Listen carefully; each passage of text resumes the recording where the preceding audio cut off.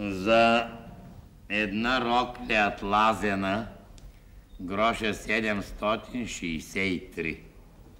За други две рокли по модата гроша 1485 и 15 пари.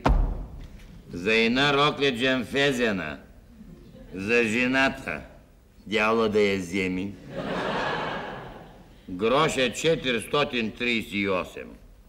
За едно сафари гроша 164.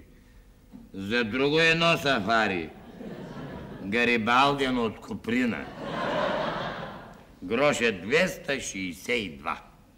За 12 чорапя по модата гроша 240.